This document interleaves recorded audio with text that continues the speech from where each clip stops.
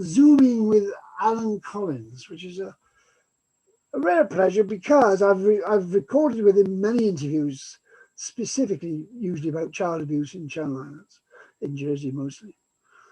But tomorrow is Holocaust Memorial Day all over the world, which is the anniversary of Auschwitz being liberated.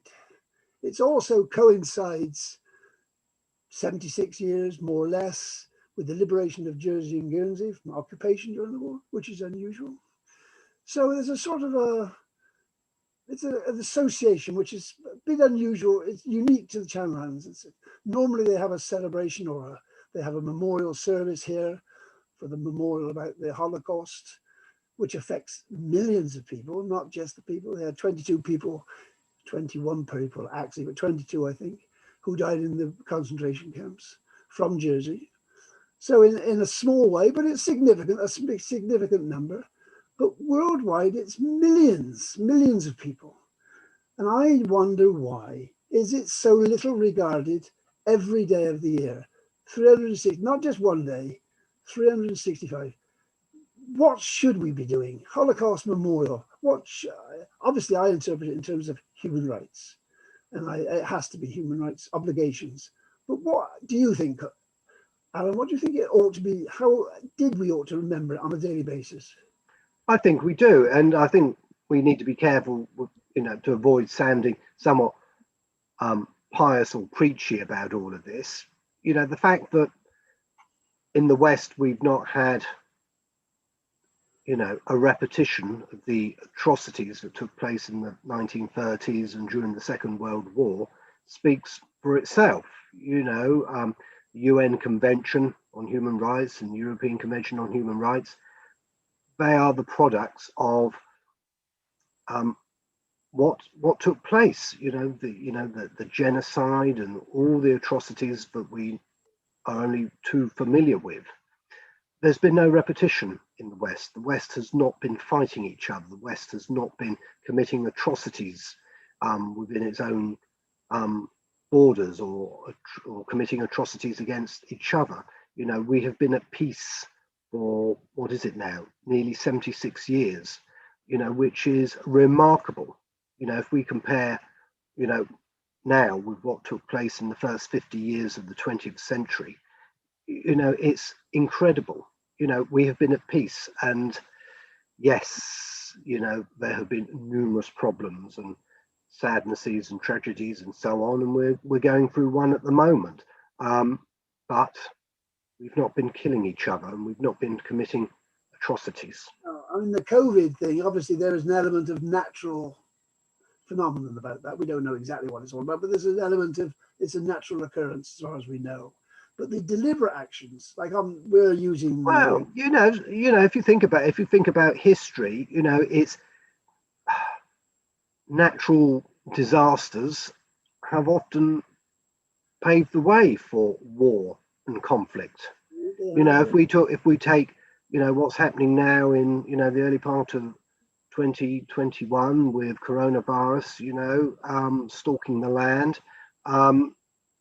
Once upon a time, that would have been the preludes to, major war and conflict. So the fact that, in spite of all the difficulties, we've remained civilized, and there is cooperation between countries. Okay, there's friction, but it's civilized friction, and maybe that's because we've learnt to be more civilized, and maybe that is partly due to fighting a war, human rights, respecting people and respecting people no matter where they come from, and appreciating that society and their governments have obligations and duties as well as rights. Fighting a war is the extreme end of it. I mean, as you know, you've been coming to Jersey for the past dozen years or more about the abuse of children which has taken place since the war, and that was the terms of reference, since the war, in spite of all the human rights obligations being in place. So I wonder, if they hadn't been in place, would it have made any difference? Would fewer children been abused? Well, bit of a history lesson here, I suppose. If we go back to the late 19th century, law and the courts started to recognize that you can't abuse and beat children. You know, I can't remember the name of the case now, but there's a case, I'm pretty sure, from the 1890s, where the court said that a father could not beat his child black and blue. There's lawful chastisement, but there was also unlawful chastisement. So history has evolved to give, or society has evolved in order to give children respect and rights. And I think where we are in 2021 is probably far more advanced than, say, 20 years ago, whether it's Jersey or the UK. Yes, I fully accept that children are still at risk, and children, whether we like it or not, are still being abused, and the most vulnerable are still being failed. And you can have, you know, numerous conventions and treaties and laws and all the rest of it, but sadly they are not worth the paper they're written on unless they have meaning for the most vulnerable in society. So that is somewhat depressing, but the other side of the coin, of course, is the fact that, yes, I think there's been an improvement in many ways on where we were, say, 20 years ago. You think so? Yeah, because we talk about it now and we recognize that the abuse and neglect of children is wrong, and it comes at an enormous cost to society. You know, it's not just the individuals concerned who suffer, but society pays a heavy price. Sometimes it doesn't realize it, but it does pay a heavy price if children are let down in the worst possible way. We're now talking about it. We now appreciate that to a far greater degree than we did, say, 20 years ago. But look at the other aspects about it. I mean, this medium we're using now, the internet or whatever it is, variations on it, which has opened up the means of communication for people all over the world to communicate. But it's also opened up the opportunity for people to be abusive to each other. People, yes, sure, yes. See, it's sort of it's a very strange thing, isn't it? We don't use it for good purposes only. We use it for all sorts of perverse purposes. And the racism on the internet, and they're having to control it. I mean, they've even had to shut up the president of the United States for the things he's been saying. I mean, we've had to rely on private businesses like Google and so on to actually stop him speaking. It isn't government that was able to intervene to stop him. It wasn't the Human Rights Convention as such that stopped him. It was a private business that stopped him, shut him up. Well, again, yeah, okay. But again, it was perhaps an appreciation, rightly or wrongly, that you cannot behave in a certain way on the internet. And maybe that is a product of how advanced society has moved or has become compared to, say, 20 years ago, when, okay, we didn't have, you know, social media, I accept, but the idea of, you know, say 20 or 30 years ago of a member of government, a head of government, a president, or whoever it is, being told you can't communicate using this particular medium, never been thought of, and never been contemplated. Okay, newspaper magnates, once upon a time, sort of tried to influence politics very heavily through their newspapers. But leaving that to one side, who would have thought that that could be done, that a president or a former president of the US could be stopped from tweeting? Oh, I mean, it's extraordinary that the president of the United States, of all people, would want to be abusive. Even that, you know, if he wants to be abusive, I mean, and he was abusive to other presidents of other countries. He was extremely offensive to other leaders, world leaders. It didn't seem to bother. They couldn't shut him up. I mean, I suppose what would happen traditionally, historically, you'd go to war with them, wouldn't you? This is one thing leads to another. This is what happens, I suppose. Well, again, without sort of, putting on rose-tinted spectacles in respect of all of this, these sort of attempts in some quarters to distort the balance, so to speak, to get one's own way, ran up against the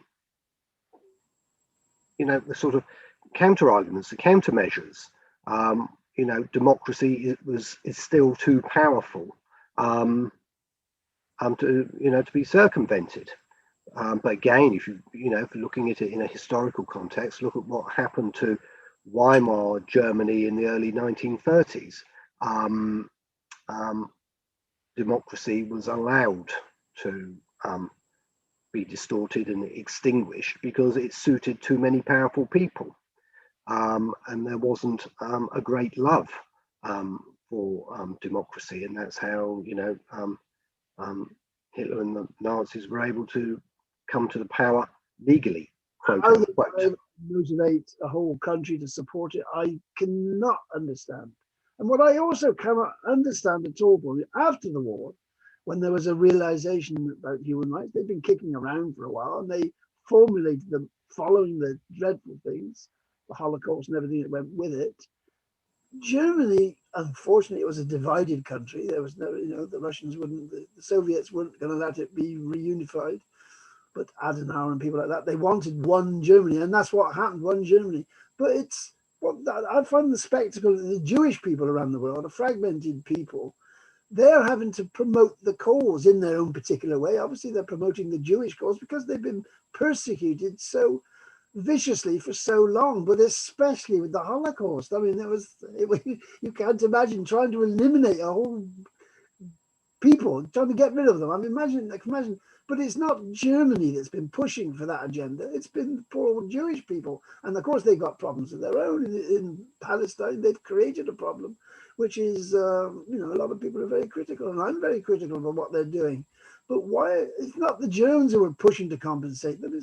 They've had all these reparation schemes and so on, and they talk about it with loads of historical circumstances where people ought to get, according to fairness, according to human rights and justification, there ought to be reparation and compensation. But it's the individuals themselves, it's the Indians, so-called, in America, having to push for their compensation, and all over the world, it's the same. It's the people who've been the victims have to push. And the human rights conventions ought to be doing it for them, or somebody ought to be doing it for them, using those conventions. It's now it's supposed to work. Well, there's a lot there, isn't there, Mike? So, as I said, my starting point is well, let's look at where we are. So, in this corner of the world, there's been relative peace, so to speak, in contrast to what took place before. Yes, far from perfect. I'm sure everyone would recognise that. It's not just me and my opinion, but not that I would agree with this, but I understand the argument that these conventions are all very well for the West. They can be criticised as being creatures of Western civilization, and there are obviously many millions of people all over the globe who think, well, given my circumstances, all of this is absolutely meaningless, and that is the challenge for the 21st century. For the UN and for all the governments of the world, it's all very well having conventions and treaties, but what actually do they mean for people in some, in a refugee camp, or if you're being persecuted, or if you're unlawfully being detained in prison, or worse, you're being tortured somewhere. There are many, many corners of the world where, the reach of these conventions, is meaningless. They just don't reach there. And that is the big challenge for the 21st century, and in particular for the United Nations. Is the United Nations going to have a role in the years and decades to come? Well, that's very interesting because Trump was going to stop his funding to the United Nations. I don't know if that will ever be, presumably that'll be changed under the new president. Presumably they will support the United Nations.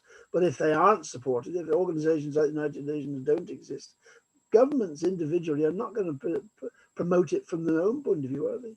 No, Every country. and we have to recognise, and again, it seems to be, for me, from looking from the outside, we look at problems with our Western eyes, and those problems may not be viewed in the same way by the people on the ground in their particular part of the world. We have to recognise that what we see as right as wrong may not necessarily be seen as right or wrong by people in another part of the world, and that's the challenge. On this medium we're using now, I mean, lots of people use it to watch pornography. Now, I don't. I don't use it to watch pornography, but whether that's right or wrong, I don't know. I don't know whether people should watch pornography on the internet. Should they? What does the lawyer think about that? I mean, is it a wrong activity? Not inevitably, is it? Well, the law is that it's basically legal, but the problem is, of course, is that it easily slips into grey areas, and then the grey areas slip into black areas, and people get abused. And again, there's a lot in the media at the moment about the abuses of what is, on the face of it, legal. But the problem is that, individuals concerned have gone and shared a private image with a partner, and the partner's gone and, in quotes, shared the image on the internet with the rest of the world. And the aggrieved says, I've not consented to that. So you have a legal medium, which is then abused by a wrongdoer. So you then start getting into very complicated legal arguments as to who's actually responsible. Obviously there's the person who's gone and abused their partner's confidence, so to speak, but is the organization hosting the website or whatever it happens to be also legally responsible? Those are very tough legal issues.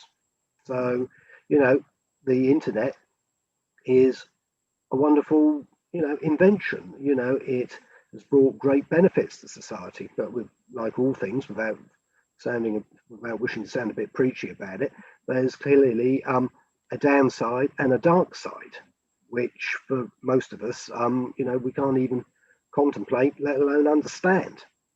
Well, it's very difficult to have an absolutist view on things. The book, the Bible, the book, whatever it is, if it's not in there, you can't do it, this sort of thing.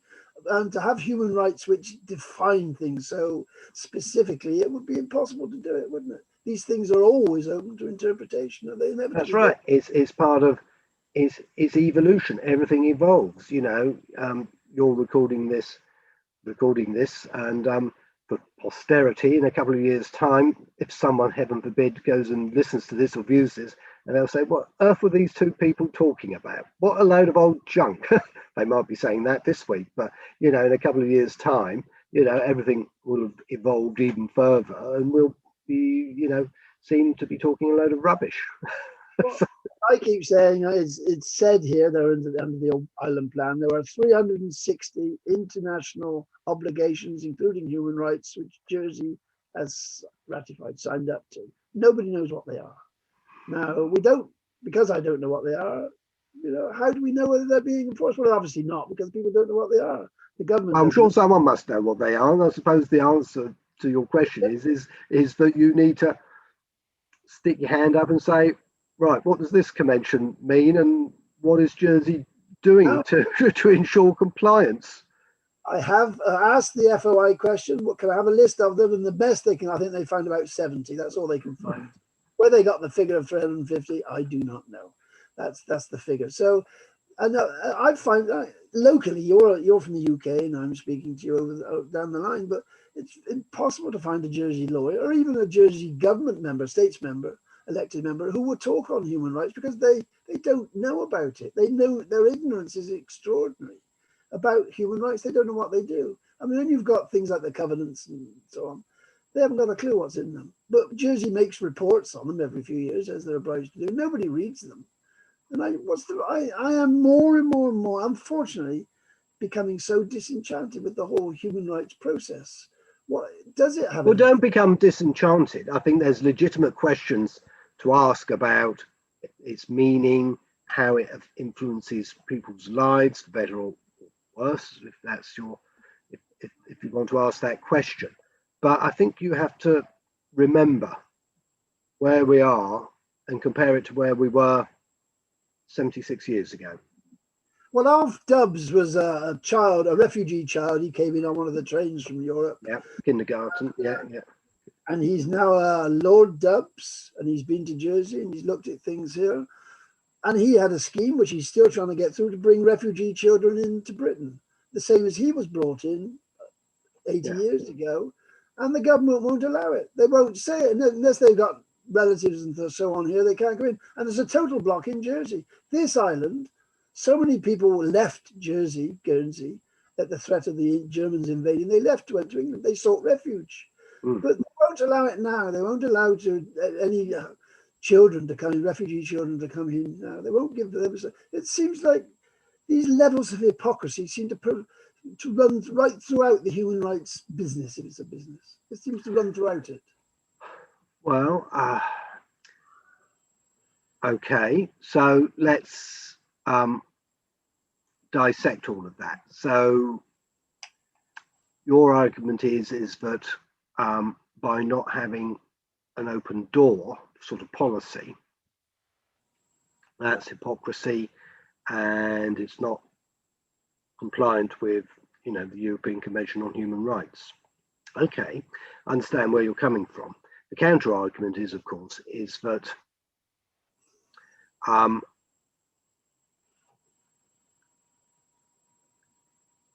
I'm not saying it's correct, but the counter argument is that are these people trying to escape persecution in the same way as, say, for example, the Jews in Germany and Austria in 1938, 1939,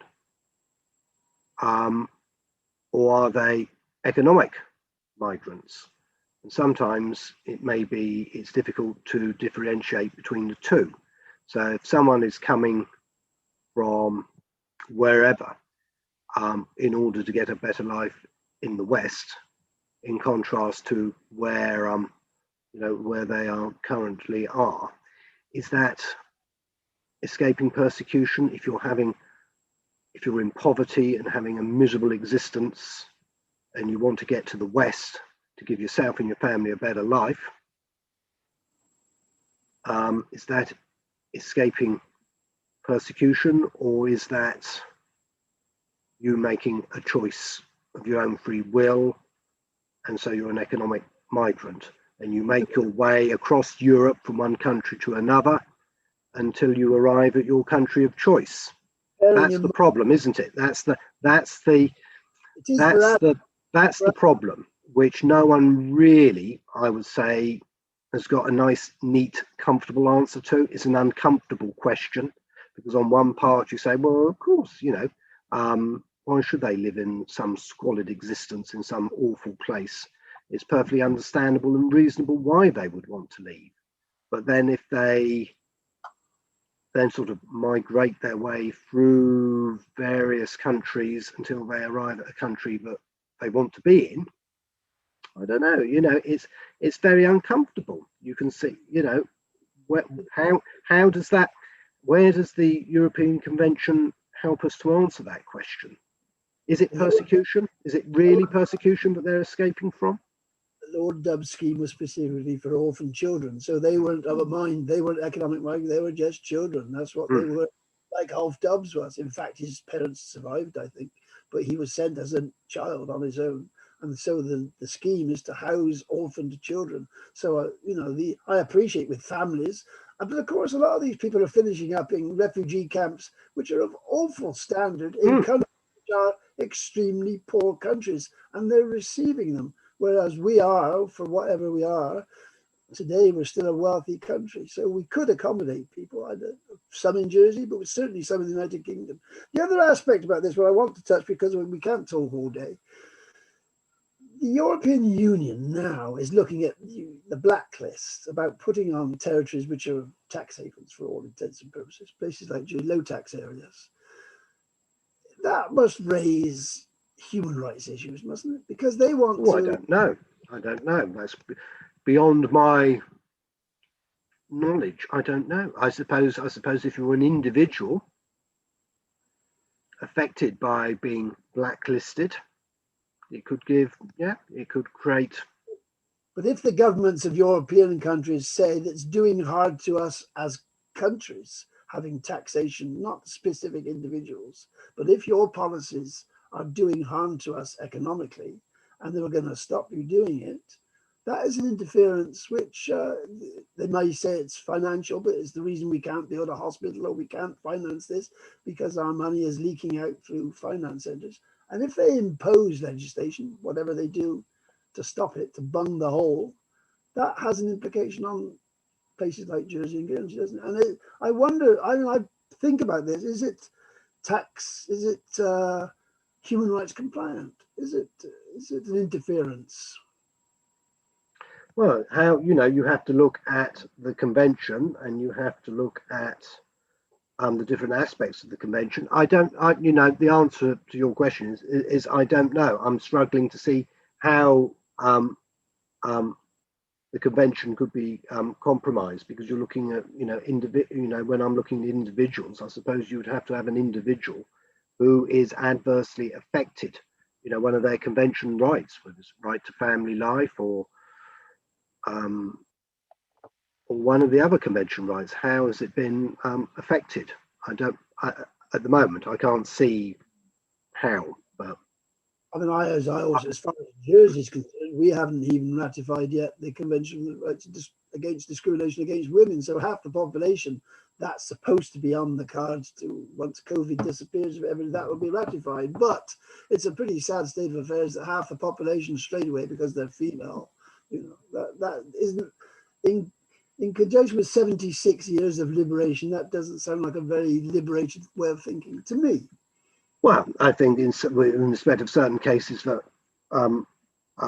I have to deal with, I can see why certain individuals would feel that they are discriminated against, and they run up against various issues where I can see why they're arguing that they have been discriminated against. And if they're correct in that, then quite clearly law needs to be reformed to ensure compliance.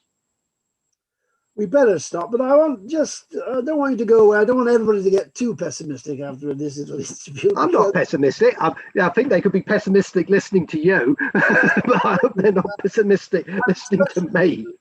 I am very disenchanted with the potential. The potential with human rights obligations is so great, and it's not being realized. And I don't think remembering it one day a year, well, 2 days, May the 9th for Liberation Day and Holocaust Memorial Day, January 27th, 2 days when it occurs to some people and not many people.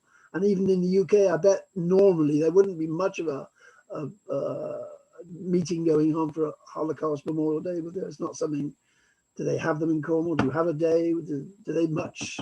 I use the word celebrate, but is it something that's on the agenda? No, of course it isn't. It's I understand what you're saying, but again, it brings me back to what I said right at the beginning of this conversation: the fact that we are not,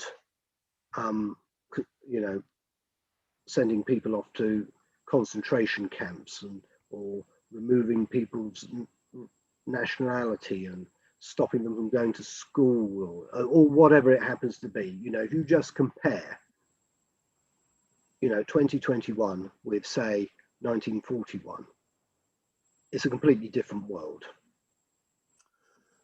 It is. Europe hopefully is, but I won't dwell on it because I don't want to demonize any other country, because there are some fairly unsavory governments. Indeed there are, we have enormous challenges, don't we, in the years ahead, enormous challenges, and the answers, solutions are not readily apparent. You know, we've got all the problems with climate, problems with pollution, problems with population, housing, education. You know, the list is endless, and it may well be that in 100 years' time or 200 years' time, people will look at us and say, we were found wanting. You know, we're in the habit of, it seems at the moment, in looking back at our ancestors 200, 300, 400 years ago and criticizing them, rightly or wrongly, for what they did, what they didn't do, and all the rest of it. We seem to have an appetite for that at the moment, and we ought to be thinking, if I might say so, about what future generations are actually going to be saying about us, because we don't have any excuses. Because we know we don't have excuses. We know what the problems are, and there's a risk that we're going to be found wanting and rightly criticised in years to come. Okay, we will stop there. If I can find the stop recording button, I will press it. And you can do the same at your end, I think.